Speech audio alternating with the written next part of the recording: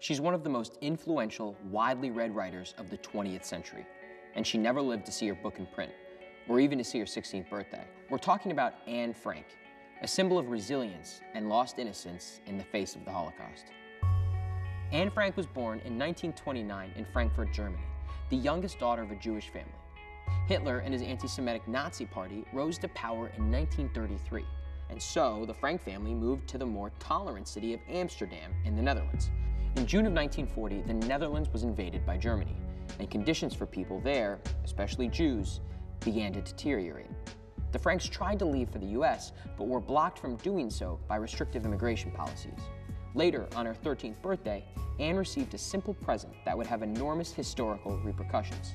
It was a blank diary. In it, Anne chronicled her thoughts and feelings, writing about her family and friends and boys, all the kind of things you might expect from a young teenage girl. As Anne began her diary, the situation in occupied Netherlands worsened. Jews were stripped of their rights, forbidden from attending schools, from shopping at most stores, and from taking public transportation. They were subject to a curfew, and they were being sent to work in camps. Faced with these increasingly difficult circumstances, the Franks made a daring decision. They would go into hiding. Their hiding place?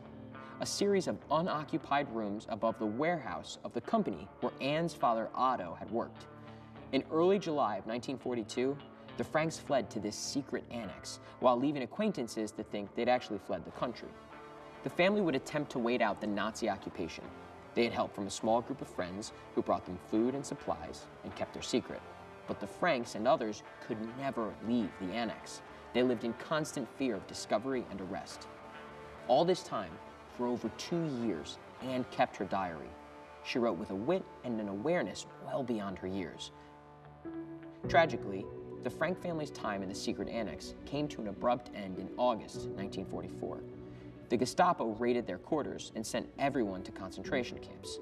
The Franks were taken to Auschwitz, and later, Anne and her sister Margot were moved to the Bergen-Belsen concentration camp in Germany. In the late winter or early spring of 1945, they both died there, most likely of typhus. The only one from the annex to survive the war was Anne's father, Otto Frank. After the end of the war, Otto returned to Amsterdam. One of the women who brought them food while they were in hiding, Miep Gies, gave him a pile of papers and documents she'd rescued from the annex.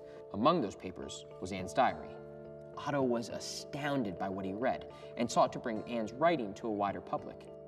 First published in the Netherlands in 1947, Anne's diary eventually came out in America in 1952 under the title Anne Frank, The Diary of a Young Girl. Anne Frank's diary remains one of the most widely read books across the globe. It's been translated into over 60 languages, and over 30 million copies are in print. The world will never forget the story of Anne Frank and her family, and the millions of others who lost their lives in the Holocaust.